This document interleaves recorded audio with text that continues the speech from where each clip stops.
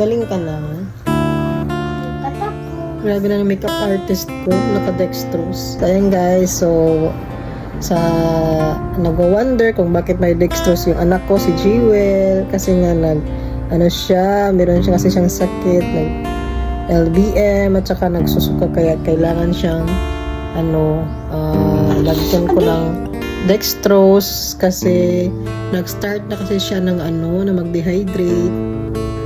Naman yun, kasi yung dehydration yun ang kakatakutan pag once mag-LBM yung tao, lalo na sa kanya na baby pa, hindi pa maano yung katawan niya ng yung sobrang dehydration, so baka may mangyaring masama. Kaya dito na lang ako sa bahay nag-dextrose sa kanya. Pinayagan naman kami ng doktor na mag-dextrose kasi nga nurse naman ako, so kaya ko mag-monitor sa kanya.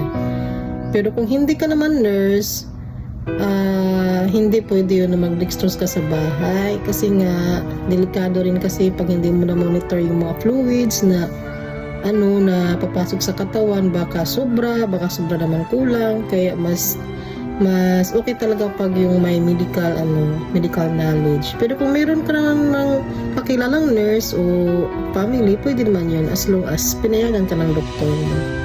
So si Jiwa, pinayagan ng doktor ko kasi nga nurse ako. Yan. So, magaling ka na? Masakit pa yung tiyan mo? Hindi na. So, yan guys. So, ngayong araw, bumabalik pa siya konti. Bumabalik pa konti. Yun guys, ngayong araw, isang beses na lang siya nagtae. Sana nga, gumaling na siya. Kasi yung sakit niya po pala is amoebiasis. Hindi ko alam kung saan niya naman niya nakuha. So, yung gamot niya is antibiotic, metronidazole.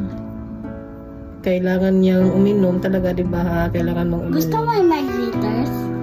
Ayoko.